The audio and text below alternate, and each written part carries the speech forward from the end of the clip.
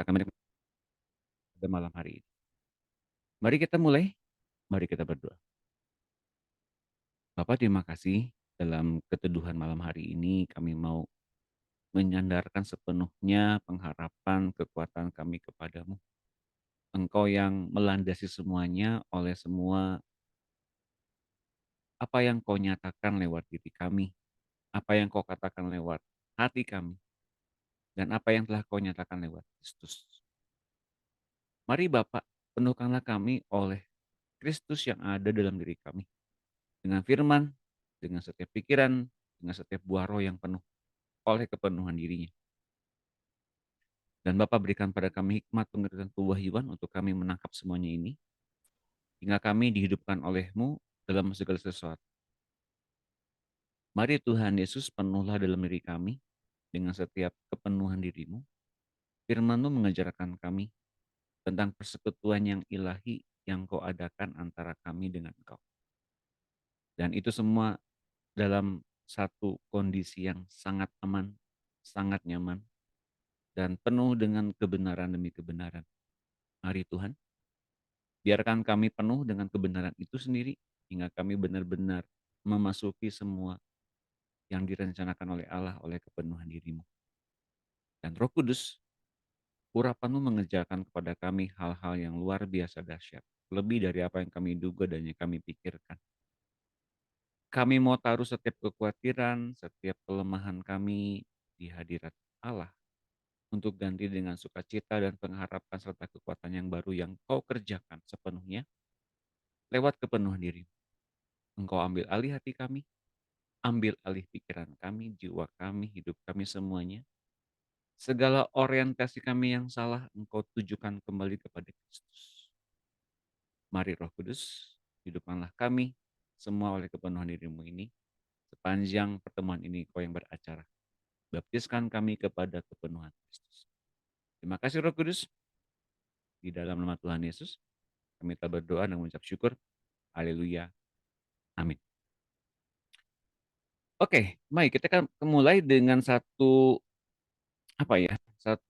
ayat yang pastinya sering kita baca, namun ini akan menjadi satu dasar yang membuat kita semakin harus hati-hati, oke. Dalam Ibrani 6 ayat 1. Ingat ini yang kita bagikan dalam setiap bengkel doa ini berguna untuk dalam saat kita berdoa.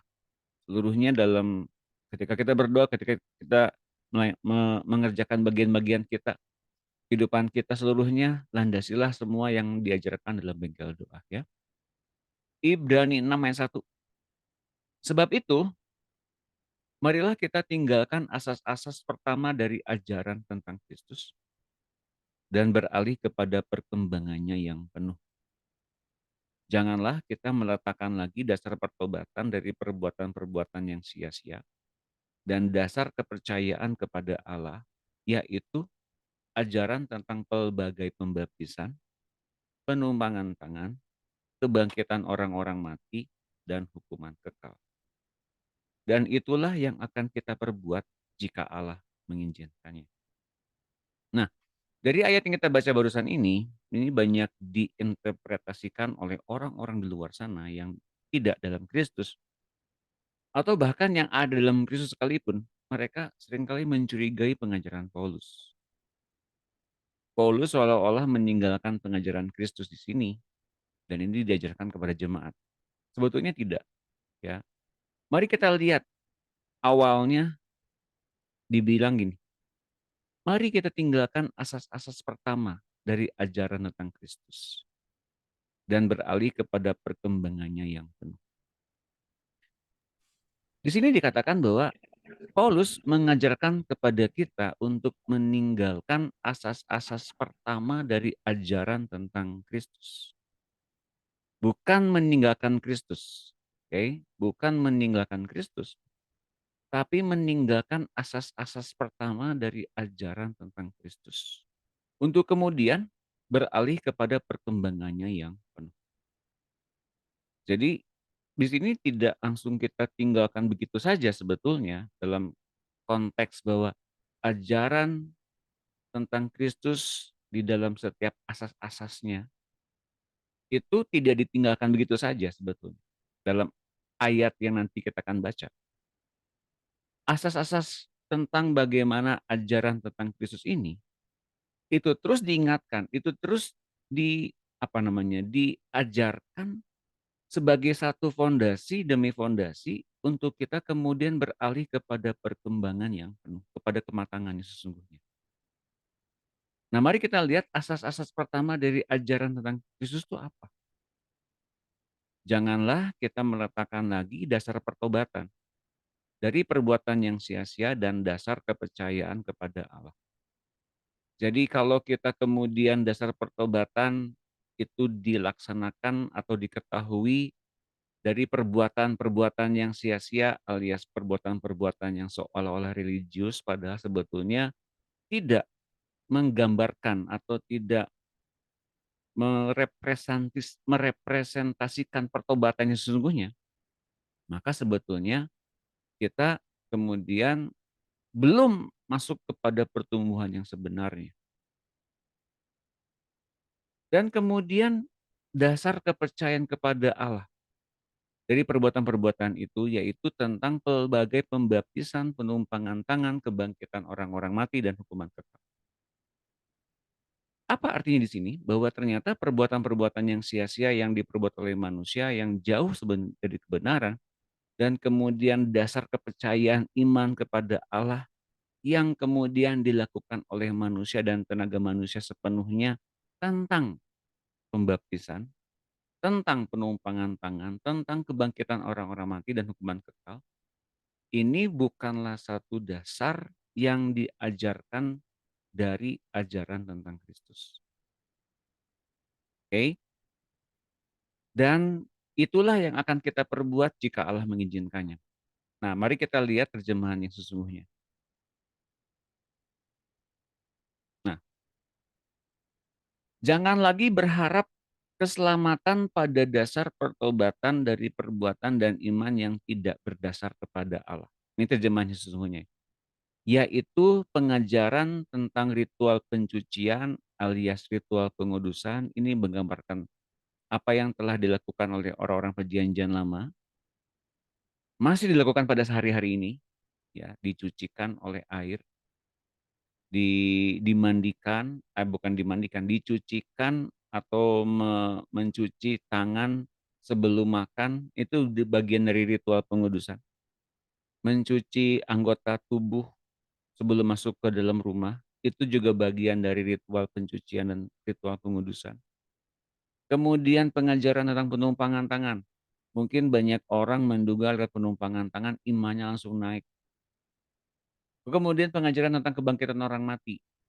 Dan kebangkitan orang mati ini mungkin, eee, dikenal oleh orang-orang karismatik, orang-orang Kristen Protestan nggak ngebahas ini sebetulnya, tapi mereka punya iman bahwa mereka akan dibangkitkan di hari Tuhan.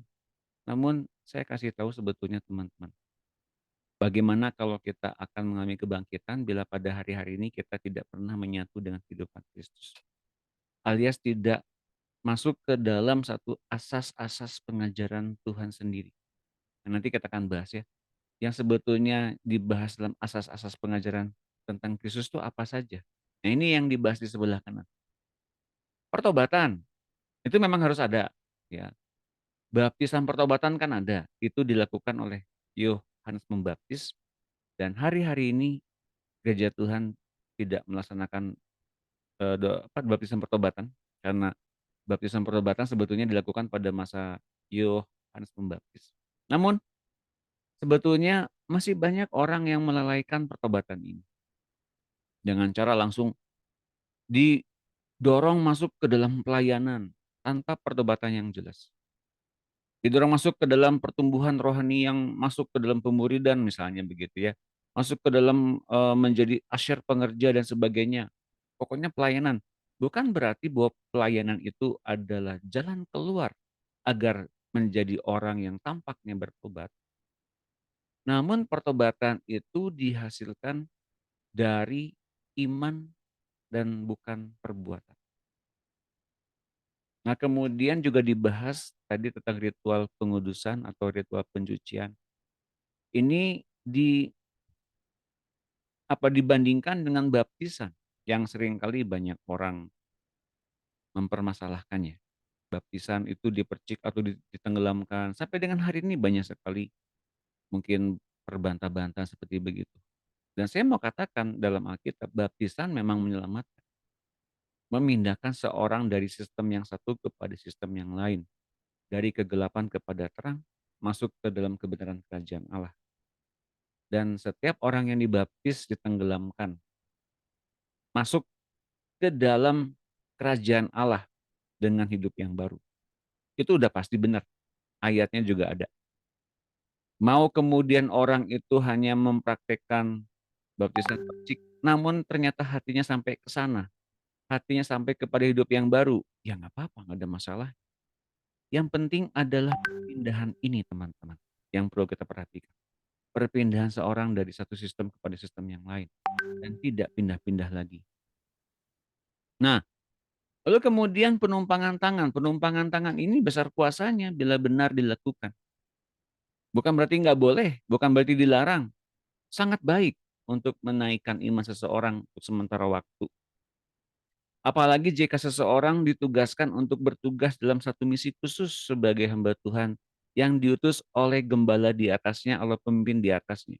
Ini harus dilakukan sebagai bentuk legitimasi bahwa orang yang sedang ditumpangin tangan ini mendapatkan mandat yang jelas dari Tuhan lewat kepalanya. Kemudian kebangkitan orang mati. Betul ini akan terjadi di akhir zaman. Akan diterima oleh orang percaya tentu saja. Namun seperti yang kita tahu banyak sekali kemudian polemik-polemik bagaimana kebangkitan orang mati, apakah orang ini memakai tubuh kebangkitan kah? Atau tubuh kemuliaan kah? Atau tubuh apapun itulah. Saya tidak mempermasalahkannya teman-teman terus terang. Tapi yang paling penting adalah bagaimana kita menyatukan hidup kita dengan Tuhan, itu yang paling penting. Kebangkitan apapun kita akan terima, ya. Jadi jangan sampai pusing mikirin apakah ini kebangkitan, apakah tubuh kebangkitan atau tubuh kemuliaan, saya pikir itu bukan satu masalah yang besar dan perlu diperdebatkan. Atau bahkan ketika diajarkan, lalu kemudian kita lupa untuk mengingatnya. Dan kita nanyakan berulang-ulang, yang benar tubuh kebangkitan, tubuh kemuliaan. Yang paling penting adalah esensinya, kita sekarang menerima kesatuan hidup dengan Kristus yang hidup. Yang paling penting itu. Jangan ngomongin soal perdebatannya saja atau, eee, hafalan-hafalan seperti begitu. Yang paling penting adalah kita sudah mengerti bagaimana kita dihidupkan, bagaimana kita pindah daerah, bagaimana kita menerima keselamatan, dan kita mengerti bagaimana cara kita hidup selanjutnya. Kemudian penghakiman, kebetulan kita sedang belajar ini dalam FFG, penghakiman kekal dijatuhkan kepada mereka yang di luar Kristus saja. Kita sebagai orang percaya diberikan keadilan dalam pengadilan hamba-hamba Tuhan. Nah, ini yang menjadi dasarnya teman-teman yang sebetulnya Paulus mengajarkan tidak meninggalkan begitu saja, namun hidupkanlah setiap fondasi-fondasi berupa pertobatan, iman, baptisan, penumpangan tangan, kebangkitan orang mati, dan penghakiman kekal ini sebagai satu landasan yang perlu diingat esensinya dan dibangun terus berdasarkan fondasi-fondasi ini. Mari kita ulang. Begini ceritanya, ini kesimpulannya. Fondasi-fondasi dasar ini amat penting, ya. Tidak ditinggalkan begitu saja dan banyak orang melewatkan fondasi-fondasi ini. Namun bukanlah hal yang menjadi pengejaran utama setiap orang Kristen, karena masih banyak hal-hal lain yang lebih mendalam. Fondasi-fondasi dasar ini untuk membangun di atasnya setiap kebenaran demi kebenaran yang diajarkan Tuhan untuk kita menjadi orang Kristen yang lebih matang. Fondasi-fondasi itu bukanlah fondasi yang membuat kita lebih selamat dan lebih banyak mendapat anugerah, sama sekali tidak. Fondasi-fondasi dasar ini sudah seharusnya dilakukan bertahun-tahun yang lampau saat masa pertumbuhan rohani kita. Jadi bayangkan kalau orang Kristen masih mempermasalahkan yang begini, berarti kita semua belum bertumbuh ke arah yang sebenarnya yang Tuhan inginkan. Kita masih memperdebatkan tentang iman, kita masih memperdebatkan soal baptisan, kita masih memperdebatkan soal kehidupan setelah meninggal, kita masih memperdebatkan soal, penumpangan tangan. Artinya kita miss dari setiap hal yang lebih penting, yang lebih mendalam, apa yang diajarkan Tuhan. Nah, mari kita masuk ke dalam kematangan yang sejati kata Paulus bilang begitu ya. Dan Paulus tidak mengajarkan sebetulnya tidak menghapus pondasi-pondasi itu, namun memperkokoh justru dasar-dasar itu dengan membangun terus di atasnya, dengan kebenaran yang lebih dalam. Tidak meninggalkan begitu saja. Tidak seperti dugaan orang lain, ya. Tidak meninggalkan ajaran fondasi tentang Kristus, tentang baptisan dan sebagainya. Nah, mengapa ayat ini dituliskan oleh Paulus? Ya, mengapa ayat ini dituliskan di antaranya mungkin ini bagian dari tulisannya Lukas juga ya, kepada orang-orang Ibrani. Apa sih isinya surat kepada orang-orang Ibrani ini yang kita baca dalam Ibrani 6 tadi? Bahwa ternyata secara umum begini, memahami esensi perjanjian lama dan menghidupkannya oleh Kristus. Memahami esensi apa itu isinya perjanjian lama, apa itu menggenapinya, menghidupkannya, bagaimana caranya, dan bagaimana memahaminya, menghidupkannya, menggenapinya oleh kuasa Kristus yang ada di dalam diri kita.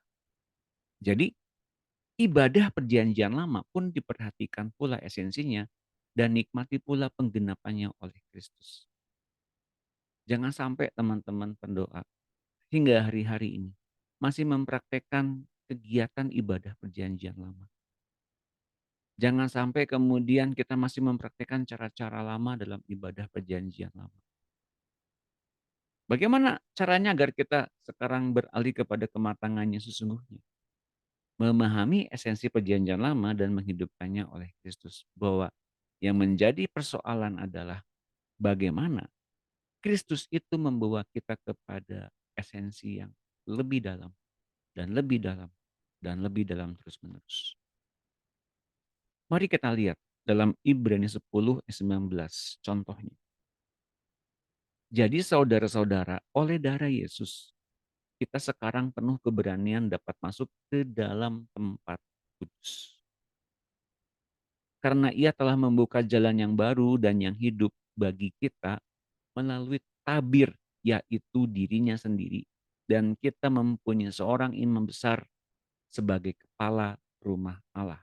Nah, ini salah satunya. Ibrani 10:19 ini, sampai dengan 21 ini, menggambarkan apa yang dulunya pernah ada terjadi dalam perjanjian lama. Ada imam besar, ya, ada tabir, ada batasan ruang kudus dan ruang maha kudus dan pelataran. Nah, Yesus dengan darahnya sekarang kita berani masuk ke dalam tempat kudus. Alasan mengapa kita berani masuk ke dalam tempat kudus karena Allah telah membuka jalan yang baru. Jalan yang lama dinyatakan tidak berlaku lagi. Allah membuka jalan yang baru dan yang hidup. Berarti cara lama itu sebetulnya mati dan gambaran ya. Yang hidup bagi kita melalui tabir, yaitu diri Kristus sendiri. Kalau kita bilang diri Kristus, artinya apa? Kristus yang ada di dalam hati kita itu berwujud selain rohani, dia pun akan menampilkan dirinya secara jasmaniah, bertemu muka dengan kita di ruang Maha Kudus. Karena ia sendiri adalah seorang imam besar sebagai kepala rumah Allah. Artinya Kristus memimpin kita dalam peribadatan kita sehari-hari di dalam hati nurani kita. Untuk kita bisa beribadah kepada Allah. Oleh karena itu di ayat 22 terusannya, perhatikan. Ada perkataan, karena itu. Karena dasarnya kita udah mengerti bahwa ternyata hubungannya jelas bahwa kita ini adalah umat yang sedang dibawa masuk oleh imam besar. Karena itu, marilah kita menghadap Allah dengan hati yang tulus ikhlas. Ini penting untuk kita harus terima, nikmati. alami terus-menerus. Menghadap Allah dengan hati yang tulus ikhlas dan keyakinan iman yang teguh. Yakin dengan iman yang teguh, hati yang tulus, ikhlas. Alasannya mengapa? Oleh karena hati kita telah dibersihkan dari hati nurani yang jahat. Kalau kita masih punya hati nurani yang jahat, berarti kita masih belum masuk ke dalam ruang Maha Kudus. Kita masih ada batasan kita dengan Kristus yang ada di hati kita. Bukan Kristus yang membatasi diri, tapi kitanya sendiri yang membatasi diri dengan Tuhan. Kita telah dibersihkan dari hati nurani yang jahat dan tubuh kita telah dibasuh dengan air yang murni. Lihat ini baik-baik teman-teman. Tubuh kita telah dibasuh dengan air yang murni. Sang penulis, entah itu Paulus atau Lukas, masih menjelaskan tentang esensi dasar bagi orang-orang perjanjian lama yang masuk ke dalam bait Allah, bahwa mereka harus menguduskan dirinya dengan pembasuhan air di dalam anggota tubuhnya. Dan esensinya lebih jelas lagi di ayat ini. Selain hati nurani kita dibebaskan dari hati yang jahat, kita mempunyai tubuh yang dibasuh dengan air yang murni. Ya, dengan cara apa? Dengan cara bahwa kita dibawa oleh Kristus masuk menghadap Allah dengan hati yang tulus ikhlas dan keyakinan iman yang teguh itu. Itu dasarnya. Marilah kita teguh berpegang pada pengakuan tentang pengharapan kita. Pengharapan kita, bagaimana meletakkannya? Bahwa kita benar-benar mempunyai pengharapan yang jelas. Sebab Ia yang menjanjikannya setia. Apa yang telah Ia janjikan kepada kita, itu perlu kita harus dengar langsung dari Tuhan. Kalau Ia berkata-kata, yang berbicara juga soal apa yang Ia janjikan kepada kita, bukan? Dan kita memperoleh semuanya itu dengan anugerah. Masuk untuk menggapainya, masuk untuk menggenapinya, untuk mendapatkannya. Dan kita jangan takut bahwa kita pasti akan mendapatkannya tanpa mengalami kegagalan. Mengapa? Karena Ia yang menjanjikannya setia. Mungkin kita punya banyak kelemahan, mungkin kita punya banyak masalah. Namun perhatikan teman-teman pendoa baik-baik. Kalau kita kemudian terhalang untuk melihat Tuhan yang besar itu, karena kita mempunyai kelemahan, karena kita punya halangan, karena kita punya banyak pergumulan, karena kita punya banyak masalah. Mungkin yang sedang menjadi Tuhan dalam diri kita adalah masalah kita. Mungkin yang menjadi berhala dalam diri kita ini adalah pergumulan kita. Mungkin yang jadi pergumulan kita ini sekarang ini adalah berhala-berhala itu yang kita sembah, bukan Tuhan Yesus. Setiap kelemahan-kelemahan kita yang kita akui masih hari-hari ini ada. Mungkin itu penghalang kita untuk bisa bertemu dengan Tuhan yang besar. Teman-teman, 24-nya bilang begini, dan marilah kita saling memperhatikan supaya kita saling mendorong dalam kasih dan dalam pekerjaan baik. Janganlah kita menjauhkan diri dari pertemuan-pertemuan ibadah kita, seperti dibiasakan oleh beberapa orang, tetapi marilah kita saling menasihati dan semakin giat melakukannya menjelang hari Tuhan yang mendekat. Jangan menjauhkan diri dari pertemuan-pertemuan ibadah kita. Mengapa kita bisa menjauhkan diri dari pertemuan-pertemuan ibadah kita? Karena secara hati nurani kita ternyata menjauhkan diri dari anugerah. Maka tidak heran, begitu banyak kegentaran, begitu banyak ketakutan dan kecemasan di sana sini dalam pikiran dan jiwa kita. Karena kita melalaikan bertemu dengan Tuhan setiap saat. Nah teman-teman, selanjutnya ini peringatan yang pertama buat kita. Peringatan yang pertama di dalam Ibrani 10:26. Sebab jika kita sengaja berbuat dosa, sesudah memperoleh pengetahuan tentang kebenaran, maka tidak ada lagi korban untuk menghapus dosa itu. Sebab jika kita sengaja berbuat dosa, dalam hati nurani kita kan ada Tuhan Yesus. Dia sudah bilang, dia sudah memberikan kepada kita pengetahuan. Tapi masalah kemudian pengetahuan itu jadi kehidupan dan jadi satu kehidupan yang menjaga hati kita, itu persoalan kita mau apa tidak menuruti Tuhan. Dia punya rambu-rambu, tapi kitanya sendiri yang mempunyai satu mungkin kedegilan atau mempunyai satu perbuatan yang sudah mendarah daging, bahwa kita sudah tahu tentang kebenaran tapi berbuat dosa. Perhatikan ini baik-baik, ini peringatannya. Maka tidak ada lagi korban untuk menghapus dosa itu. Tetapi yang ada ialah kematian yang mengerikan akan penghakiman dan api yang dahsyat yang akan menghanguskan semua orang durhaka. Jika ada orang yang menolak jika ada orang yang menolak hukum Musa, ia dihukum mati tanpa belas kasihan atas keterangan 2 atau 3 orang saksi. Untuk kita bisa melihat dengan jelas ada orang yang menolak hukum Musa, ia dihukum mati tanpa belas kasihan. Betapa lebih beratnya hukuman yang harus dijatuhkan atas dia yang menginjak-injak anak Allah, yang menganggap najis darah perjanjian yang menguduskannya, dan yang menghina roh kasih karunia.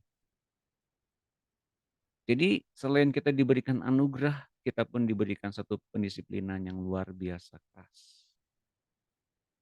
Tidak heran untuk kita kemudian mendapatkan pendisiplinan yang keras itu, kita sekarang menghadapi begitu banyak tantangan demi tantangan yang ada dalam jiwa kita. Namun pilihannya tetap ada di tangan kita. Maukah kita menuruti firman Tuhan yang menjadi rema di dalam hati kita? Apakah jiwa kita kemudian memberontak? Apakah jiwa kita kemudian tidak tahan? Apakah jiwa kita kemudian mengeluh, berkeluh kesah, dan kemudian menghina kasih karunia-Nya? Ini yang menjadi satu perkara yang serius, peringatannya jelas dalam ayat ini. Dan kemudian selain peringatan, ada dorongan dan motivasi mengikuti Tuhan. Setelah kita diperingatkan oleh ayat yang tadi. Berikutnya di dalam 32, ingatlah akan masa yang lalu. Sesudah kamu menerima terang, kamu banyak menderita oleh karena kamu bertahan dalam perjuangan yang berat.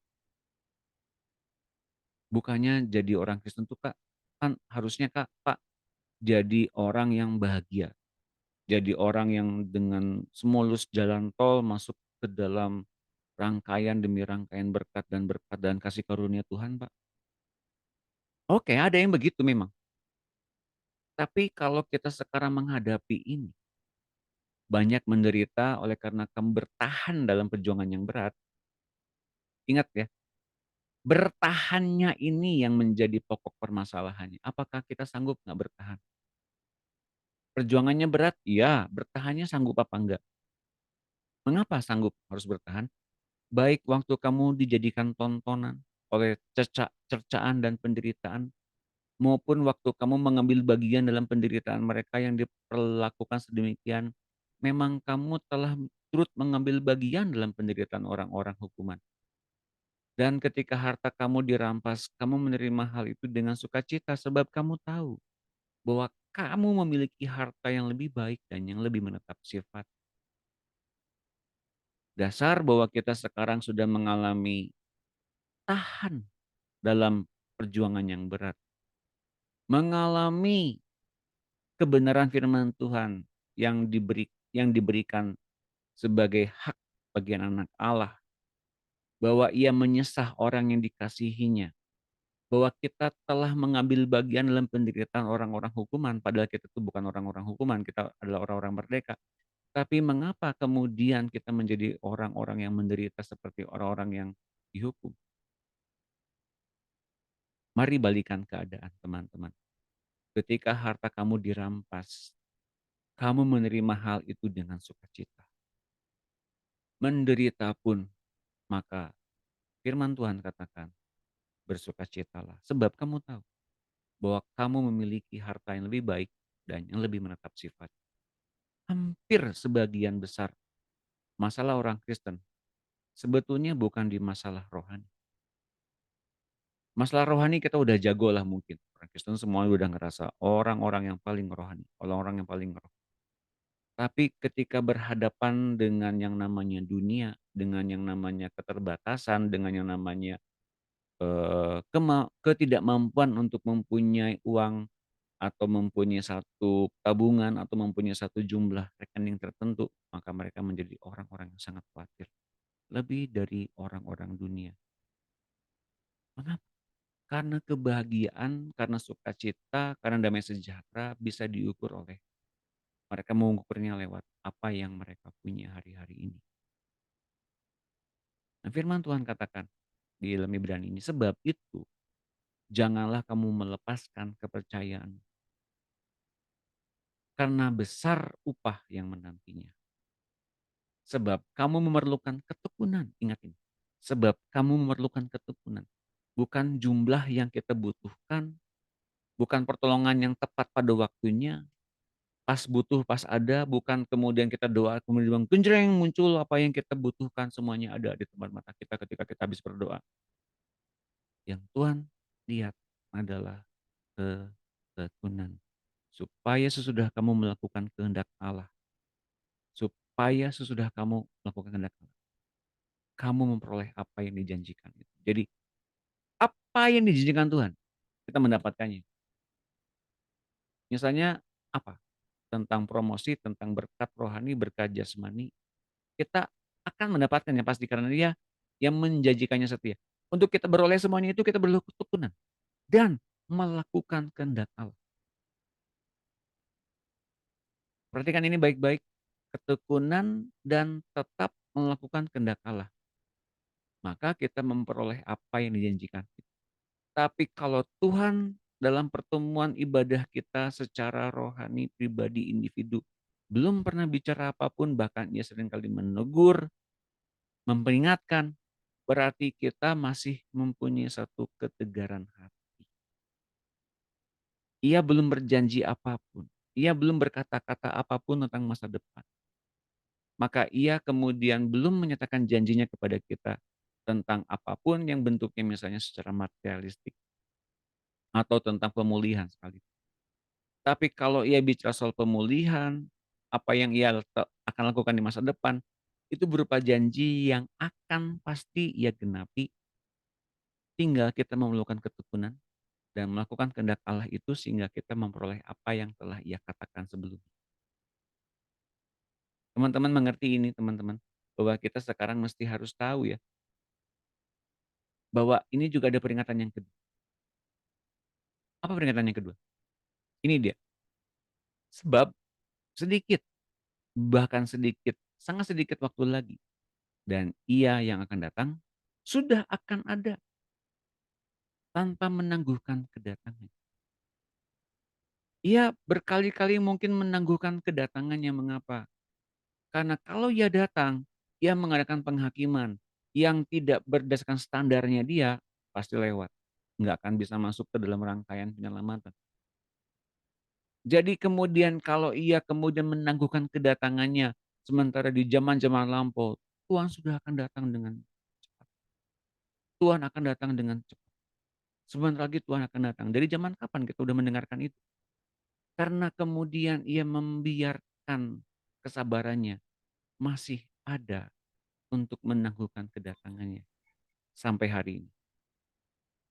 Sampai hari ini, kalau Ia menangguhkan kedatangannya, itu kesempatan untuk kita bertumbuh sampai dengan matang. Ya teman-teman. Dan ini 38-nya lihat, tetapi orangku yang benar akan hidup oleh iman. Orangku yang benar tidak hidup oleh perbuatan-perbuatan aktivitas rohaninya. Seberapa banyak ia berdoa, seberapa banyak ia baca Alkitab. Bukan saya katakan itu nggak bagus, itu bagus banget. Tapi jangan bergantung pada itu saja teman. Hidup oleh iman. Baca Alkitab, berdoa, aktivitas rohani, pelayanan semuanya ini adalah buah dari kebenaran yang telah kita terima dari. Namun untuk menjangkau semuanya itu, apa yang telah dijanjikan dan apa yang di depan kita, kita hidup oleh iman dan apabila ia mengundurkan diri, orang benar itu mengundurkan diri, maka aku tidak berkenan kepadanya. Tapi kita bukanlah orang-orang yang mengundurkan diri dan binasa, tapi orang-orang yang percaya dan yang beroleh hidup. Mari kita fokus ke ayat 38. Orang benar oleh hidup, orang yang benar akan hidup oleh iman, dan apabila ia mengundurkan diri, maka aku tidak berkenan kepadanya. Mungkin banyak orang bilang, "Oh, pindah agama, oh, murtad." Bukan, sama sekali bukan. Ayat 38 ini ngomongin bukan soal murtad, bukan tidak beriman lagi. Mari kita lihat, apa maksud dari mengundurkan diri di sini? Ini dalam bahasa aslinya ya, hupostello. Artinya apa? Bukan mengundurkan diri. Does not mean to draw back. Bukan mengundurkan diri atau mundur. Tapi to cower in fear. Menjadi takut di dalam, menjadi pengecut dalam ketakutan. Atau kemudian dalam bahasa terjemahan yang lain, and if he draws back, ini ada satu apa, kutipan ya, bukan memundur, bukan, tapi shrinking in fear. Artinya apa? Berkecil dalam ketakutan. Dalam bahasa sebenarnya mungkin bahasa Indonesia yang sering kita dengar sehari-hari, berkecil hati. Kalau kita berkecil hati, kata Tuhan apa? "My soul has no delight in him."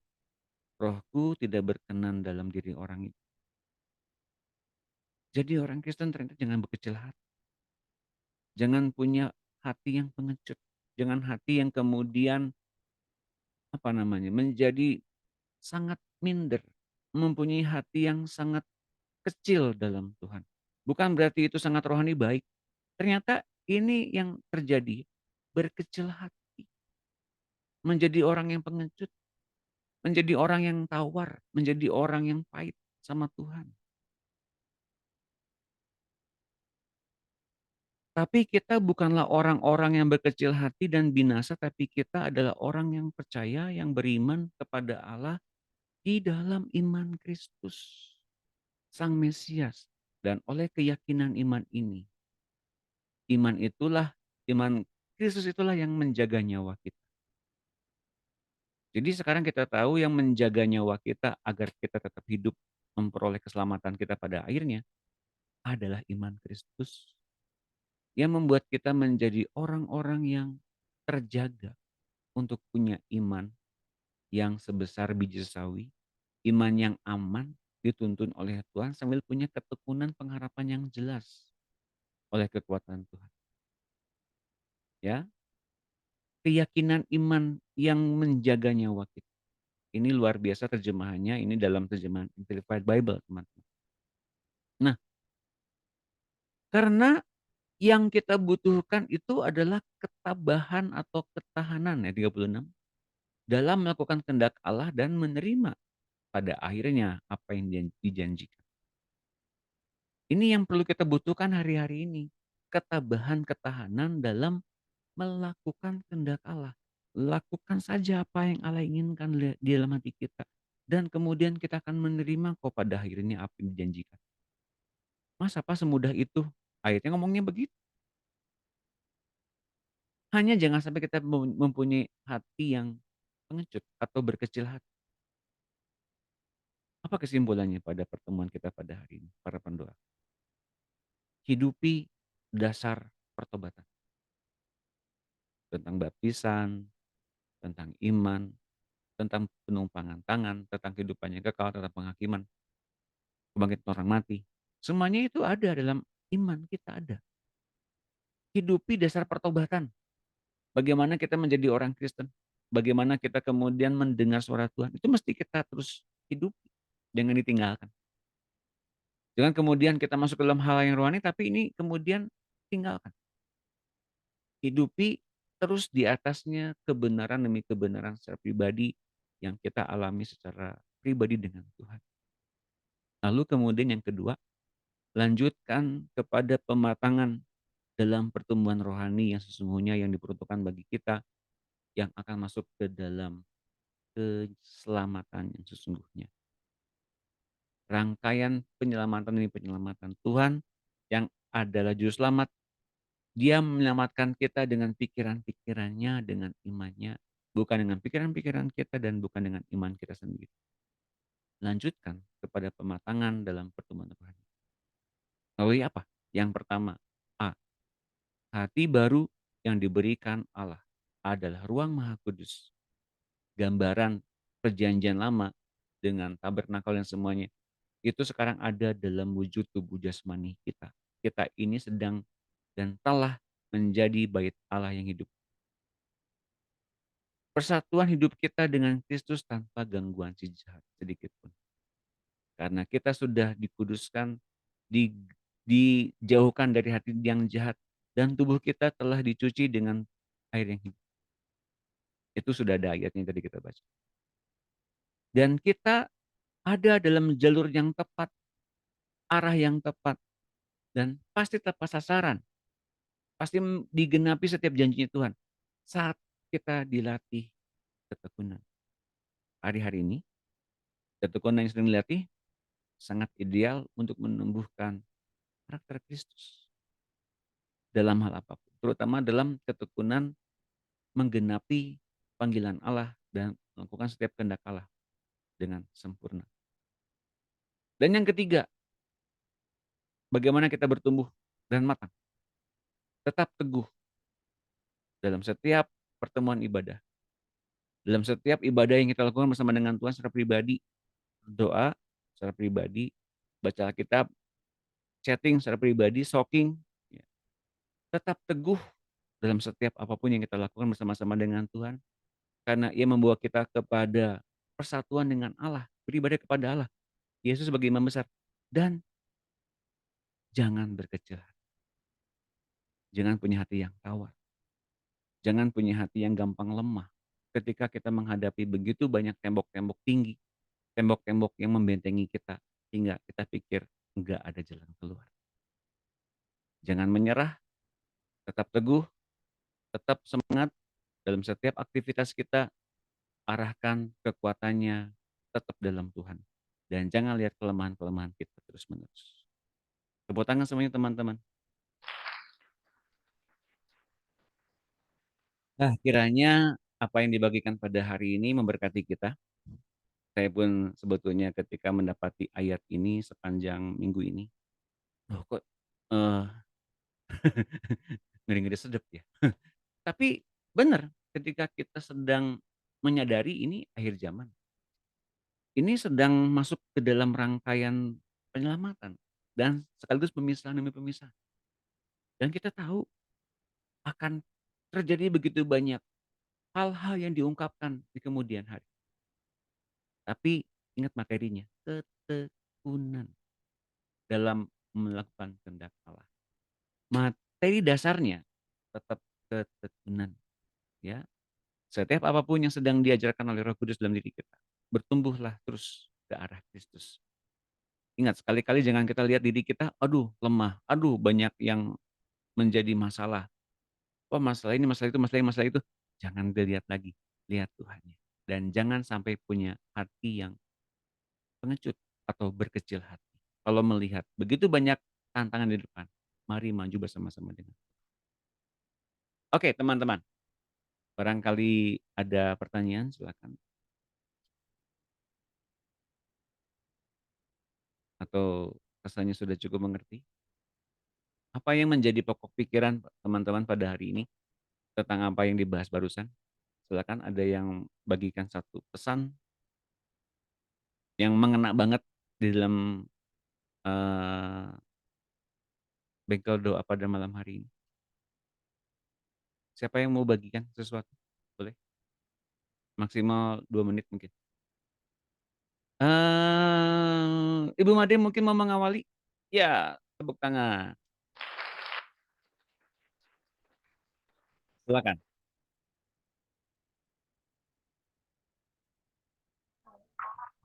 Kedengaran nggak, Pak? Oh, kedengar. Oke. Kecilin dikit, ah. Oke, shalom teman-teman. Shalom. dari apa yang tadi kita simak bersama, saya menangkapnya begini. Kita dibawa lagi ke kesadaran awal sebagai orang percaya. Bukan hanya percaya bahwa dosa-dosa kita sudah ditebus, kemudian kita tidak menghidupi apa yang sudah Tuhan berikan dengan begitu mahal dan cuma-cuma bagi kita. Itu memang yang kita pahami sejak mengenal arti kekristenan, pertobatan. Ketika kita mungkin dulu saya masih kecil,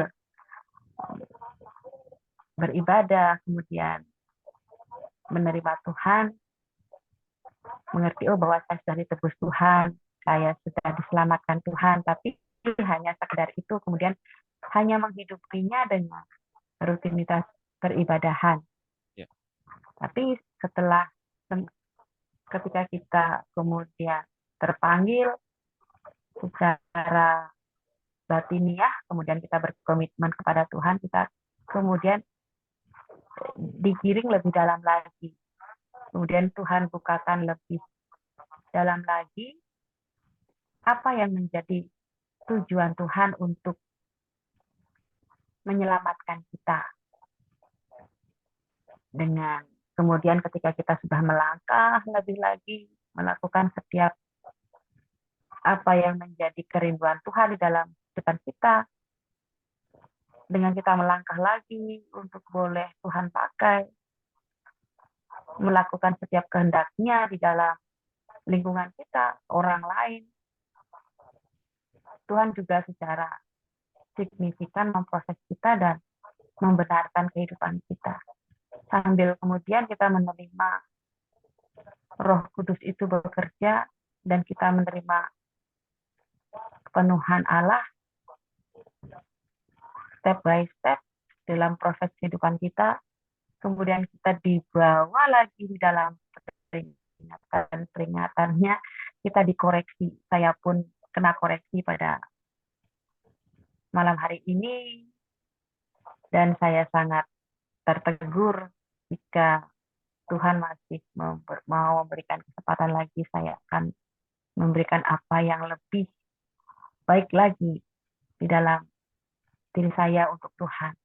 Saya berterima kasih Pak di dalam bengkel doa ini. Jadi sebenarnya apa yang pendoa-pendoa alami, kemudian yang saya alami, pendoa-pendoa alami itu, kita lebih dulu mengalami, kemudian juga mendapatkan satu hikmat dari Tuhan. Dan ketika berada di dalam bengkel doa, kita diteguhkan tentang tadi jangan mempunyai kecil hati dan undur, itu menjadi teguran. Dan ketika kita diajarkan untuk bertekun, bukan hanya bertekun di dalam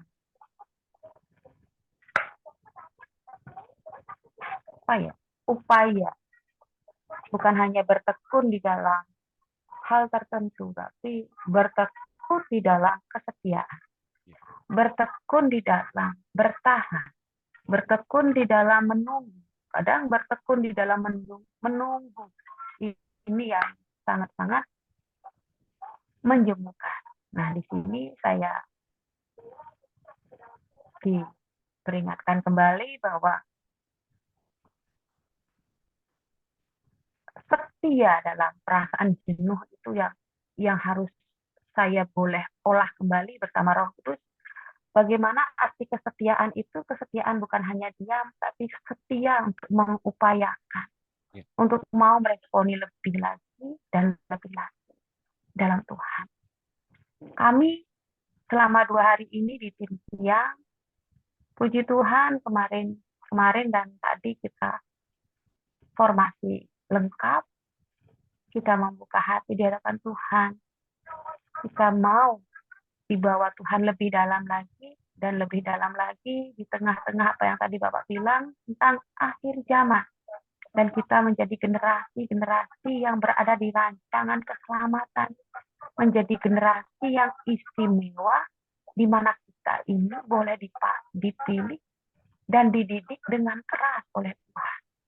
Kami merasakan ketika di dalam tim Setia, saya percaya juga di tim yang lain juga mempunyai pergumulan yang hebat. Ya. Hal yang sama. Kita boleh bercerita, berfellowship tentang pergumulan kita masing-masing. Dan melalui pergumulan dan fellowship ini yang kita ciptakan, hikmat Tuhan itu kemudian muncul dari masing-masing kita dan saling menguatkan. Ya.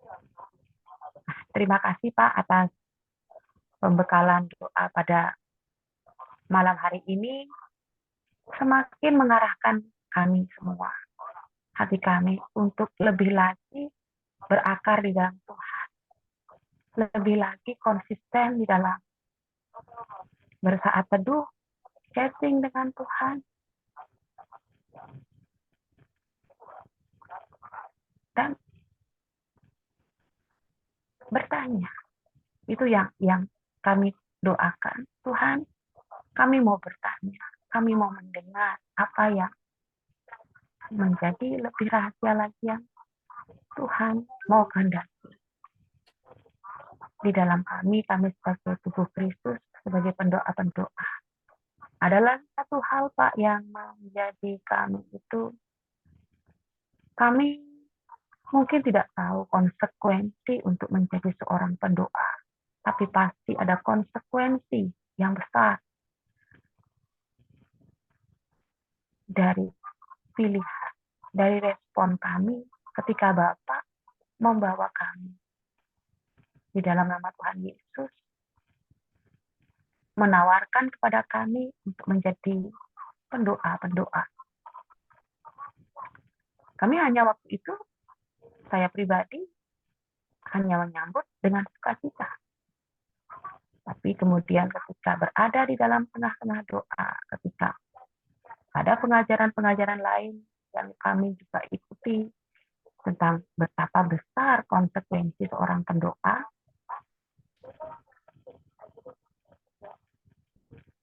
di situ kami sempat tertegun. Mundurkah? Majukah? Seperti itu. Dan kembali lagi, memang ini yang ditawarkan oleh Pak Doni sebagai pengajar kami. Dan kami di dalam nama Tuhan Yesus mempunyai submission kepada Bapak. Dan juga submission yang besar di hadapan Tuhan. Ketika Bapak menawarkan itu ketika kita berada di dalam mundur ataukah maju. Saya harus berada di dalam submission kepada Allah. Itu yang menjadi selama 1 tahunan lebih kita menjadi pendoa. Di dalam latihan berdoa ini ada hal besar, ada hal luar biasa yang boleh kami bawa di lingkungan keluarga, ada hal besar yang kami bawa untuk memberkati gereja di mana kami bernaung. Bahkan Tuhan bawa kami ke dalam hal-hal baru, komunitas-komunitas baru di mana kami boleh membawa kebenaran yang kami terima di dalam FFGI. Air hidupnya yang nyata mengalir bagi kami, hikmat Bapa yang sangat-sangat menguatkan kami. Terima kasih Pak, itu yang boleh saya sampaikan. Ya, terima kasih juga buat para pendoa yang diketuai oleh Bu Made ya semuanya. Saya mengucapkan terima kasih dan penghargaan setinggi-tingginya biar Tuhan yang ganti semua kerendah hatian, kelemah lembutan, dan submission teman-teman pendoa kepada Tuhan. Tuhan yang ganti semuanya. Saya nggak sanggup gantiin satu persatu, tapi pasti Tuhan mengganjar dengan kebaikan, kemurahannya di dalam dunia ini dan juga dunia akan datang. Tepuk tangan semuanya. Saya apresiasi sekali ya. Saya bersukacita sekali dengan apa yang telah teman-teman pendoa lakukan bagi kerajaan Allah, ya bagi teman-teman sesama teman-teman sendiri. Nggak mudah loh kita meluangkan waktu dalam berdoa khusus setelah kita berdoa mungkin kita pribadi ya. Mungkin kita lagi punya kesibukan, kita mungkin kelelahan ya dalam menghadapi aktivitas kita sehari-hari. Tapi memang itu nggak mudah loh, berdoa tuh nggak mudah, saya kasih tahu tuh nggak mudah. Tapi saya tahu di luar sana, di dalam sini, Tuhan mengerjakan secara berlimpah-limpah kebaikan dalam hidup kita ya, dan kita sedang diajar dalam segala hal, bagaimana menumbuhkan ketekunan itu bersama-sama dengan Tuhan. Makasih Bu Made atas kesaksiannya. Oke, ada lagi yang lain yang bagiin? Boleh? Bu Levina silakan. Ya, Pak, terima kasih. Ya, makasih juga. Saya sangat diberkati sekali, diteguhkan dengan bengkel doa malam ini. Yang saya nangkap, dan itu merupakan suatu teguran buat saya. Kita tidak boleh memikirkan hal-hal yang tidak esensi, yang tadi ada beberapa poin itu.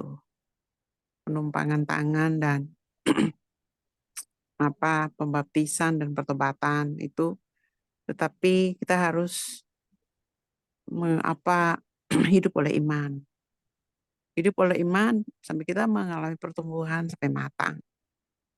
Meskipun kita mengalami masalah, pergumulan yang itu sangat banyak,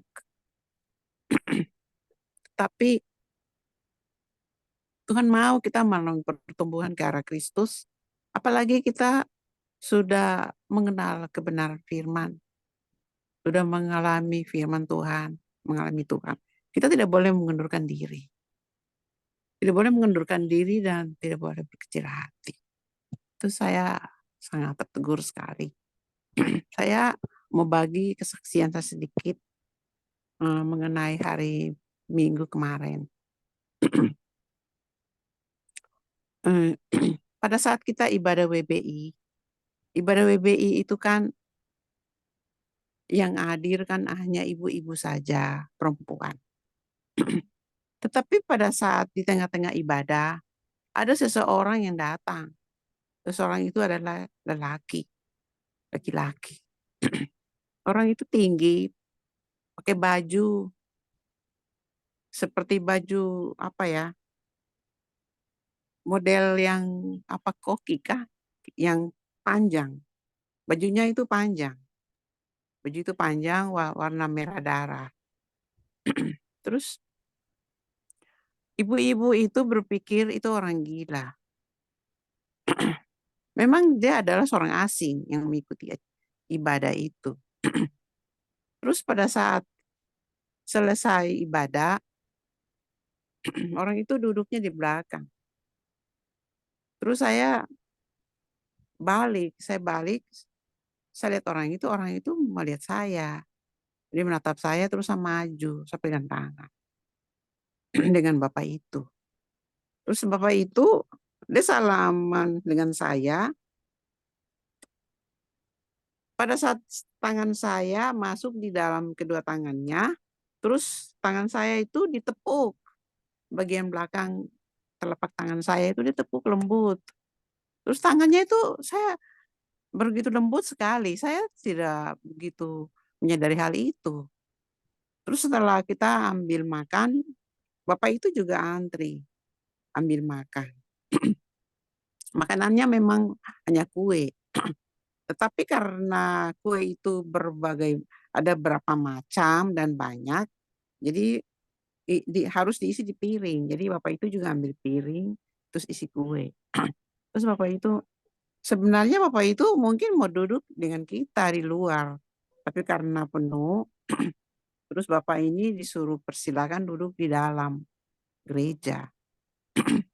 Tapi pada saat bapak itu mengisi makanan, dia balik nengok saya sama teman. Terus saya perhatikan kakinya, bersihkan badannya, orangnya tinggi tegap. Terus orangnya hitam, tapi beda. Terus saya sambil terheran-heran. Terus setelah itu bapak itu keluar karena orang pada mau pulang. Tapi tidak tahu bapak itu jalan ke arah mana. Dia hanya di depan gereja, mondar-mandir di situ, tapi nggak tahu terus arahnya kemana gitu.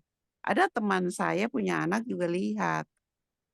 Terus kita bertanya, terus sudah saya abaikan itu. Saya perhatikan selama kejadian itu. Terus besok paginya saya sudah tidak ingat. Besok paginya waktu saya doa penyembahan, terus Tuhan ingatkan saya dengan laki itu. Terus kamu ingat, terus saya bilang, Tuhan itu siapa? Terus Tuhan bilang begini, coba kamu perhatikan perangainya. Tuhan gitu. Terus saya tersadar, Tuhan perhatikan. Kamu perhatikan orangnya begitu tenang, begitu tertib, begitu teratur. Saya langsung terheran-heran. Perangainya begitu lembut. Baru saya sadar bahwa tatapannya begitu lembut. Tangannya begitu lembut. Memegang tangan saya ini menepuk lagi. Pelan lagi nepuknya 2 kali. Itu terus langsung Tuhan itu siapa ya? Tuhan jawab, itu aku anakku. Saya langsung terharu sekali Pak. Saya terharu dengan seorang laki-laki itu. Dan tidak tahu itu orang itu menghilangnya kemana waktu malam itu. Sampai pagi itu saya diingatkan terus. Terus saya ingat Tuhan bilang begini sama saya, anakku, kamu ingat, kamu pernah mengatakan bahwa kamu ingin berjumpa dengan aku sebagai manusia. Pada saat aku di dunia, aku dengan murid-muridku, kamu mengatakan, apakah bisa seperti itu terjadi? Saya saya ingat langsung, saya ingat, ya pernah saya bicara begitu sama Tuhan. Jadi Tuhan katakan, aku datang kepada kepunyaanku sendiri. Tapi mereka tidak peka untuk mengenal. Itu Pak, itu yang saya alami malam itu. Itu saya sampai saat ini tuh bayangan orang itu kelihatan Pak. Orangnya tuh hitam, agak mirip-mirip Yahudi begitu Pak. Kayak Yahudi yang kulitnya itu hitam tapi kayak hitam-hitam bersinar begitu, kayak gimana gitu kulitnya. Saya perhatikan kakinya itu begitu lembut kakinya. Kalau kalau orang yang kotor itu kelihatan, ini tidak, kakinya itu begitu bersih. Dia punya tumit-tumit kaki itu licin, saya lihat. Saya bilang ini orang dari mana gitu, dengan sandal. Terus itu Pak yang saya saksikan, saya sangat sangat terharu sampai dengan masalah saya yang sekarang sangat membuat saya seakan-akan tidak mampu, tetapi sejak itu Tuhan berbicara tidak berhenti. Jadi saya tuh semakin bagaimana ya, apalagi dengan dikuatkan dengan malam ini. Bengkel doa ini sangat remah sekali. Tuhan tuh benar-benar hidup. Tuhan tuh benar-benar dia menunjukkan baru dia tuh hidup. Kapan saja kita membutuhkan dia, dia hadir. Tuhan katakan, aku hadir selalu anakku. Aku tunjukkan bahwa aku hadir. Tapi banyak orang tidak peduli. Tuhan bilang begitu. Jadi pada saat saya sharing sama saya punya teman, pagi itu di kantor, saya telepon, karena teman itu dia singer. Dia melihat, dia bilang, ibu, bapak itu menyembah, saya lihat dia menyembah. Gitu. Tidak mungkin dia dibilang gila. Orang bilang dia tidak bicara. Dia diam saja, tidak ngomong satu kata pun. Tuhan bilang, memang aku tidak berbicara, bukan karena aku tidak bisa berbicara, tapi aku hanya mengamati dan melihat. Tuhan bicara begitu. Memang iya dia hanya melihat, tatapannya itu berbeda sekali tatapannya. Itu saya sangat merasakan hal itu setelah saya diingatkan kembali dan itu mulai tergambar kembali. Saya bilang benar, memang Tuhan datang di kumpulan persekutuan ibu-ibu saja. Itu Pak yang saya saksikan. Tuhan begitu baik.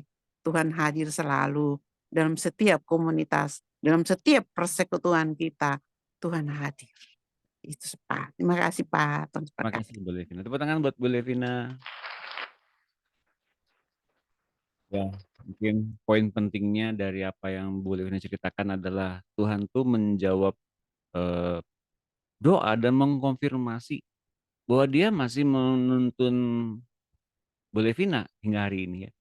Sampai dengan kapanpun dia setia. Dia nuntun dengan berbagai macam bukti-bukti yang ia ingin tampilkan. Bukan yang kita ingin dapat, bukan yang kita ingin tampilin seperti apa yang kita mau, bukan.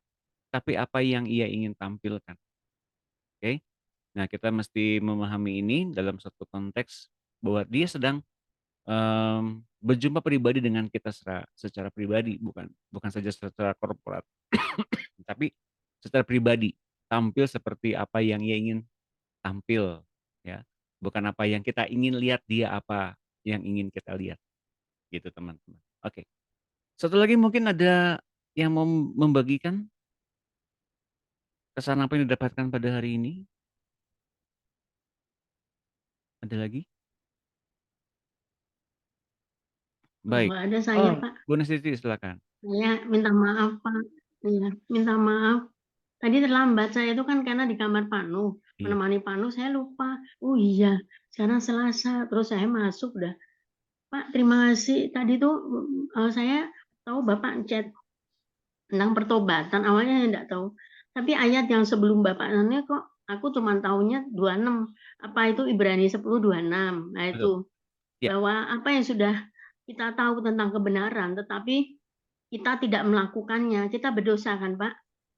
Ya. Udah tahu kebenaran, tapi tidak ada kesalahan lain yang bisa membalas, apa namanya? Apa ya? Jadi kayak tadi tuh lupa saya. Itu konteks yang lain. Itu konteks yang lain. Kalau kita sudah mengetahui kebenaran, tapi kita berdosa, bukan kita nggak mau ngelakuin. Ketika kita berdosa, bahwa ternyata tidak ada korban untuk menghapus dosa. Pengorbanan. Ya. Tidak pengorbanan untuk membayar itu ya. Itu berarti itu dan itu terjadi ketidaktepatan dengan sengaja, Pak. Dengan sengaja. Kemelesetan dengan sengaja, Pak. Iya, Ya. Pak. Dengan Itu sengaja. yang pertama saya dapat. Terus kemudian yang kedua ada pertobatan, Pak. Memang kita setelah kita berdoa sudah disucikan Tuhan, memang kita harus menjaga, Pak, pertobatan itu supaya tidak bercacat dan tidak bercela. Walaupun apa sulit sekali. Saya juga saya ngerasakan sulit sekali, tapi saya enggak mau biar Tuhan. Jadi yang saya rasakan kalau Kak Levina tadi kesaksian itu, ini saya juga sedikit ada yang saya rasakan, Pak, dengan pelayanan saya sama Pak Nuk, Pak. Sejak yang Tuhan kan tanya, "Nak, kamu mencintai aku?" Iya Tuhan, saya mencintai. Itu saya nangisnya enggak ini, Pak, enggak ketulungan, enggak biasa saya. Ini kok kayaknya apa Tuhan? Nah, setelah itu tuh saya menyadari, jadi sama sekarang saya melayani Pak Nuk itu Tuhan menolong banget, Pak. Dan aku sangat bersyukur. Itu saya rasakan bahwa Tuhan tuh hadir dalam diri Pak Nuk, Pak. Amin. Terus jadi saya nggak berani untuk menyakitinya. Amin. Apapun saya bilang, Tuhan, aku angkat tangan banget. Bukan saya tidak mau maaf Pak Nuk, bukan saya tidak mau melayani Bapak. Tapi aku rasakan memang Tuhan hadir. Jadi Pak Nuk sekarang memang pembentukan ya. Jadi saya gimana diem aja. Kadang aku ngerasakan tahu-tahu di dalam hati saya tuh diberi hati punya belas kasih, Pak. Saya pikir ya siapa mau sih orang yang sakit. Aku tuh maunya suka air gitu, suka air ya nih suka mandi. Tapi sekarang kan sejak itu tidak mandi. Saya bilang. Tapi dia sampai kelepasan ngomong tuh aku gini aja deh Bu. Nggak usah loh, Bapak jangan kayak gitu. Tapi bersyukur kemarin saya coba untuk walau setengah. Saya kesusahan karena saya nggak bisa pakai tangan, Pak. Artinya tangan saya harus dua-duanya maju. Apa badan tuh saya bersyukur dia punya ini mau duduk. Terus tahu-tahu saya mimpi kok. Tahu-tahu dia udah duduk, Pak. Saya terus tadi saya doa, Pak. Kita doa yuk. Kenapa? Bapak kok duduk? Saya bilang duduk sendiri, nggak ada yang didudukin, nggak ada yang mendudukkan gitu. Terus saya ucap syukur Tuhan. Saya bukan mimpi ini, tapi ini benar-benar Tuhan. Karena satu hal anak saya bilang gini, si Coki itu yang dulu kan ada hikmahnya ya Pak. Ini saya mungkin melenceng dari share Bapak ya. Tapi Bapak kan apa yang didapatkan saya dapatkan dari cerita Bapak juga saya dapat. Terus gini kan sama Coki ada hikmahnya dia sejak masuk, setiap dia masuk ke rumah ini, untung aku udah diingatkan Roh Kudus cepat dibersihkan Pak Nuk. Terus loh ada apa? Saya enggak tanya ada apa. Kalau sudah begitu, oh iya, saya cuma gitu aja Pak. Jadi saya nggak berani melawan, saya nggak berani itu berapa kali kalau saya digitukan, saya terus langsung manut gitu, nggak bantah gitu. Ternyata anak-anak berdatang, aduh Tuhan terima kasih, Tuh baik banget Roh Kudus. Baru aja saya bersihkan selesai. Loh Bu, kenapa pakai masker? Sampai anakku semua nggak suka. Itu madek di dalam hati saya. Karena dulu waktu COVID itu saya dilarang Pak pakai masker tuh. Cara orang Jawa tuh naik-naik dimarahin Pak. Ngapain pakai masker? Orang Tuhan aja mau beri kita nafas, kenapa Ibu kan waduh. Jadi itu ternyata masih terluka dalam hati saya Pak. Jadi waktu dia sebut, dia datang terus saya ngangkuti sampah tuh semua kotoran saya ini ya. Terus dia aduh kok saya aduh Tuhan aku ampuni. Kok tadi nggak kenapa kok saya sampai di luar ya karena masih ke bawah itu terus ini. Jadi itu saya ternyata masih ada luka Tuhan ampuni saya. Tolong sucikan, kuduskan, tahirkan saya aku mengasihinya. Sebenarnya dia tuh nggak apa-apa gitu hanya kamu ini banget gitu bete apa gimana gitu lah. Terus ini tadi lanjut ya Pak. Terus setelah itu terus aku bawa doa tadi Pak Nuk udah berdoa terus gimana terus tiap aku juga dituntun tiap malam itu Pak apa namanya kemana aku beli minyak kayu putih besar saya kakinya saya kasih minyak putih terus kakinya itu telapaknya maksudnya terus kakinya saya urut dalam nama Yesus saya nyanyi ini saya ini Tuhan Tuhan aku seakan saya itu melayani Tuhan gitu loh Pak dan itu nggak ada rasa hati saya bagaimana malah saya bilang Tuhan kalau memang gimana pun juga ya kalau aku kurang gimana aku minta maaf Tuhan saya bilang gitu ternyata memang dengan kayak gini pembentukan juga dia juga terus sabar kan tadi orangnya nggak sabar Pak kalau saya dipanggil gitu nggak segera begini tahu-tahu dipanggil itu yang marah tapi dengan kayak gini dia juga nyadari terus aneh lagi kan badannya yang berontok-berontok itu merah-merah. Ini pendidikan, Pak. Pendidikan buat saya juga. Itu kayak luka-luka kiri kanan, Pak. Tapi anehnya yang gatal itu punggung terus, Pak. Dan dia nggak bisa garuk, Pak, kalau punggung. Jadi saya lagi begini, lagi tiduran gini, kayak gini, kadang kayak gini. Terus saya dipandu sih Tuhan, aku kalau begini saya aku ngadu terus. Tapi Tuhan tuh luar biasa, Pak. Tuhan, aku bukan nggak mau melayani engkau, tapi tolong bagaimana caranya selama seminggu ini Pak Pampers sorry ya Pak Pampers satu kan 7 biji itu seminggu pas hari ini Pak itu tidak repot saya kesusahan Pak makanya dulu kan saya sudah cacat Pak ini saya leher saya cacat karena harus operasi retak terus saya tidak operasi sudah usia gini juga terus ini punggungnya juga jadi kalau ada apa-apa harus kaki saya terus ya ini benar-benar saya tuh dihidupkan Tuhan Pak ini gimana pun tidak percaya tapi kenyataannya gitu jadi kalau udah geraknya udah refleks bingung gitu nggak pas gitu nggak tepat gitu udah rasanya nggak enak di badan tapi disitulah Tuhan aku tuh bilang Tuhan aku nggak mampu kalau Panu juga mau ngangkat mantannya juga nggak mampu saya masukkan itu juga nggak mampu untuk itu ya ada perlu itu tapi dari situlah saya bisa rasakan Tuhan kalau boleh pakai ini saja Tuhan jadinya nggak kerepotan persis Mak nah, ini makanya saya bilang oh iya saya Tuhan terima kasih banget karena pendidikan jadi apa yang disampaikan Bapak tadi jangan berkecil hati itu kena juga saya Pak oh iya ya terus ada lagi kan pada masa kesesakan pada waktu apa jangan tawar hati itu ayatnya saya lupa jadi apa yang Bapak sampaikan di sini aku kena Pak ya itu kamu harus hidup dalam pertobatan ini saya bisa klik tadi Pak lanjutkan kepada pemantangan dalam pertumbuhan rohani ya terus hati baru yang diberikan Allah ada ruang Maha Kudus jadi kalau saya ngerasakan aduh aku rasanya nggak enak nah itu kosong Pak hati yang kosong itu harus diisi dengan kasih Tuhan Tuhan berikan aku kasih-Mu Tuhan jadi aku ngerasakan ada kekosongan berikan aku kasih-Mu Tuhan yang lebih itu ngerasa Pak Tuhan baik banget. Jadi persatuan hidup kita dengan Kristus tanpa gangguan sejak.